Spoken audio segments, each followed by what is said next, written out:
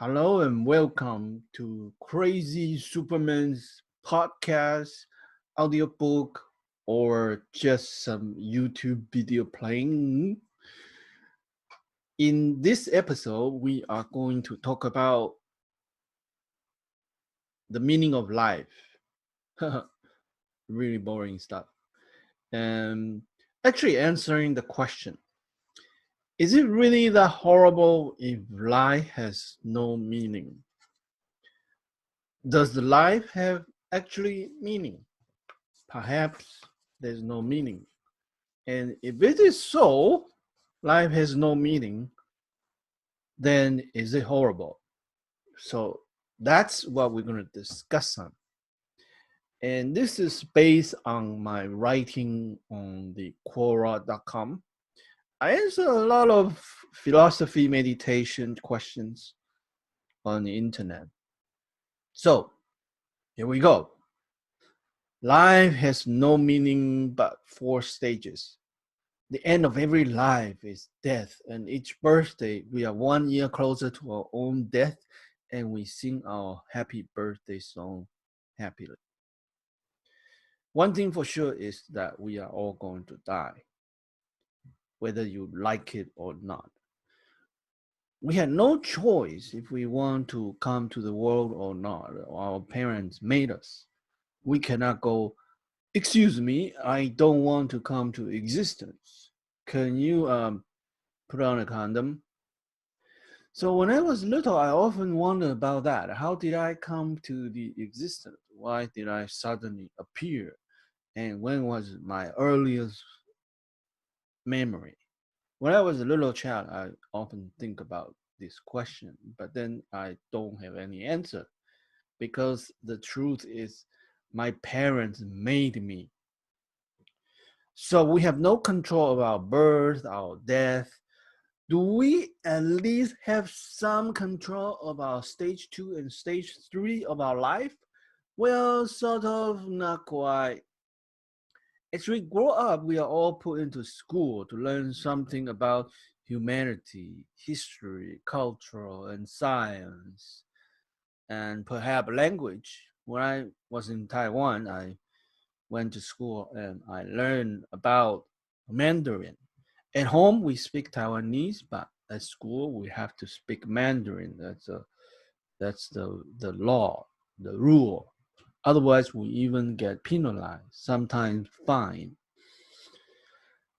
This is sort of the dream stage where we think our future will be incredible, awesome. We learn to be a good student, good citizen, and an ideal human being. There may be some struggle here and there, but our lives are provided by our family, school, and the government. This is each person's little wonderland. We may have a little bit of control of what we want to learn. Eventually, you have to graduate from school. Even you are a lousy student, they will force you out of school. Once again, we are on an assembly line without a choice or free will, like we pop up from a vagina. So I've been working at a vegan cheese assembly line, and humans are pretty much like that. You just keep moving, keep moving. And when I was at school, there was some lousy student, and they had to study extra year for the same material. But eventually, it doesn't matter how lousy, how terrible they are, they will still force you to graduate. Next part, stage 3 of life is tragedies. My goodness. In school, we always dream about wonderful thing. How are we going to become once we finish school? But stage 3 is actually tragedies.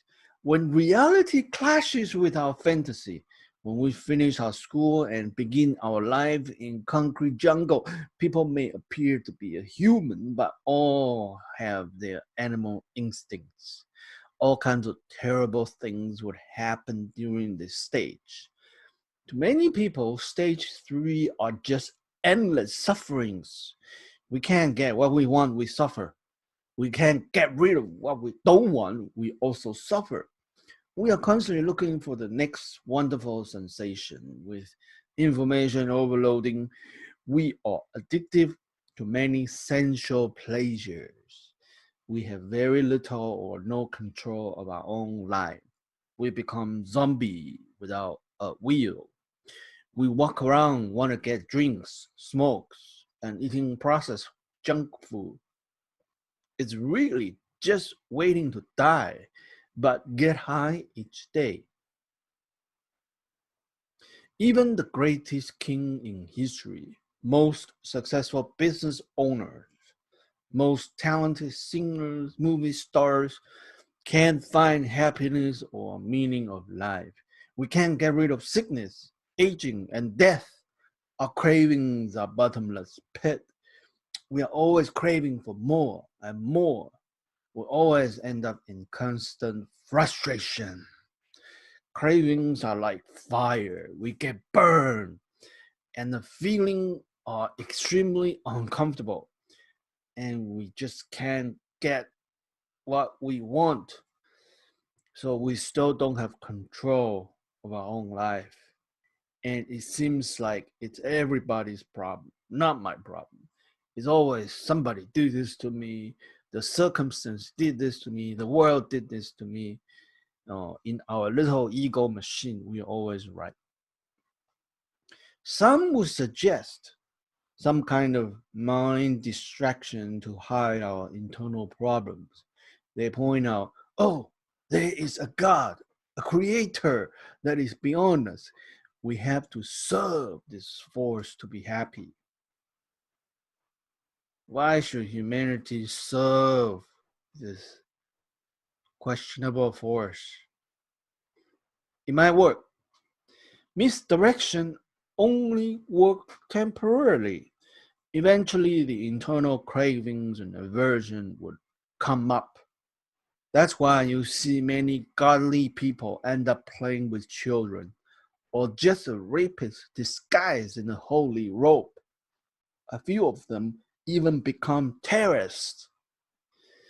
There are many documentaries you can look up on Netflix or even on YouTube about different spiritual master guru, some kind of a godly people.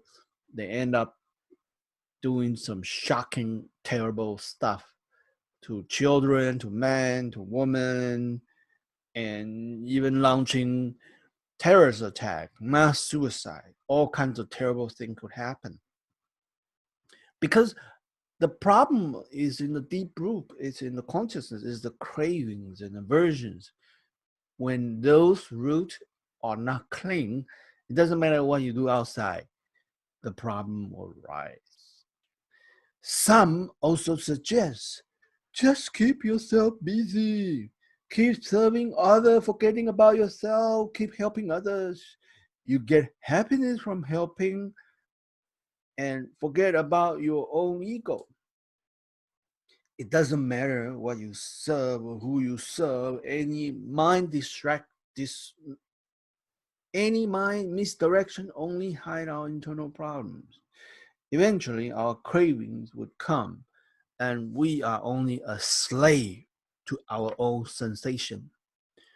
All volcanoes would eventually erupt with even bigger problems. All misdirection all end up with bigger problems. If all the successful people, king, famous people, talented people can find real happiness and the control of life, would I have any chance of coming out of this giant ocean of misery? Can I be so lucky? Can I find something better than serving God or serving the humanity?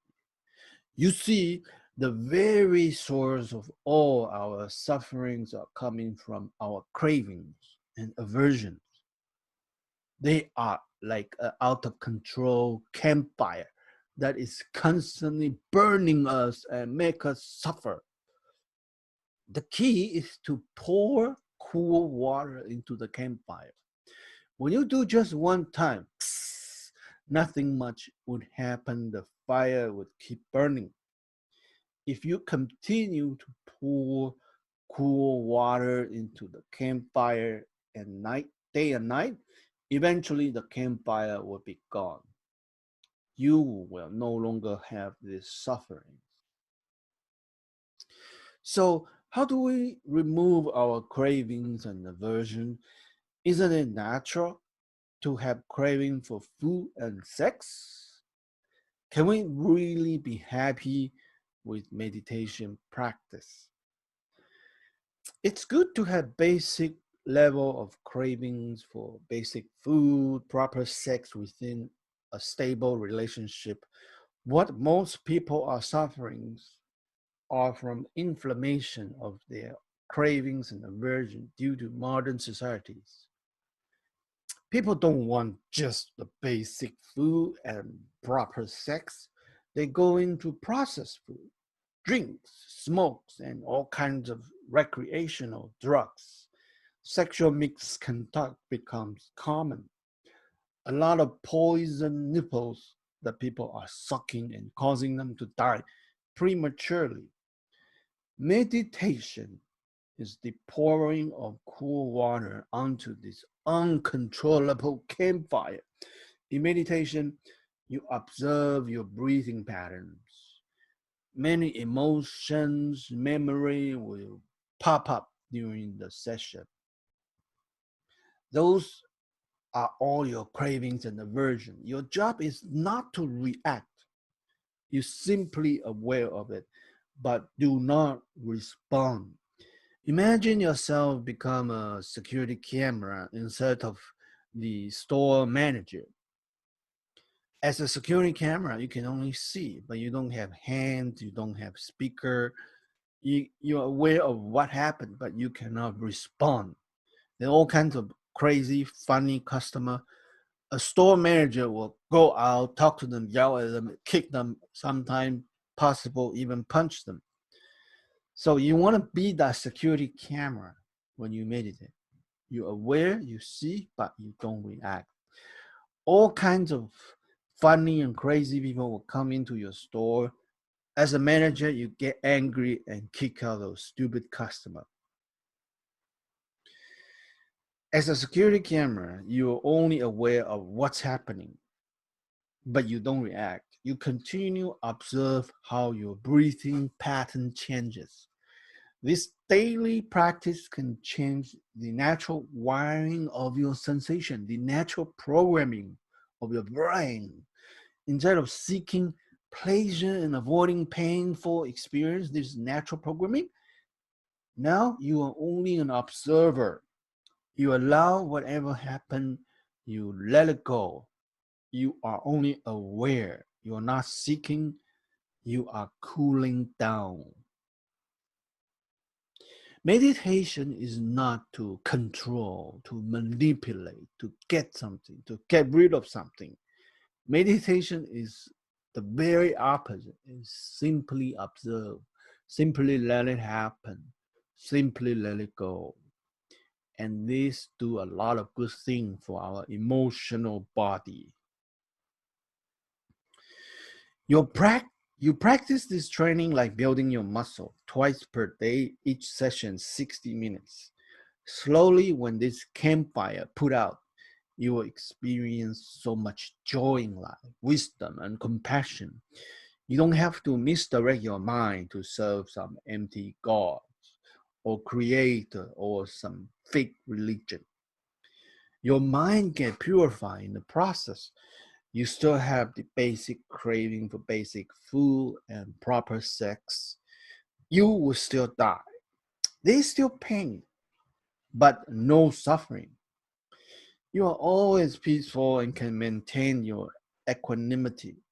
You still work and pay taxes, but you are a new and a much better version of yourself. In the ancient time, they described this experience as enlightenment or nirvana, reaching the other side, instead of still in this ocean of suffering. It's a simple practice of coming out of our ridiculous cravings and aversions. Do you have craving or aversions that are out of this world, ridiculous, unachievable, and burning you and make you suffering. The key is to remove those insane cravings and aversions. Life can be horrible or honorary. It depends on if you had mastered your own cravings and aversions. A person don't crave simply can't suffer. Why crave when we can simply rely on the law of nature? We don't need fake stories or imagination to be happy. We need to observe our breath without cravings. That's meditation. It can be difficult practice, requires strong determination and patience. But hey, it's free. Thank you for listening. I'll see you guys next time. Begin your meditation practice. Now, the time is now. You begin. Until next episode, I'll talk to you next time. Krazy Superman here, signing out.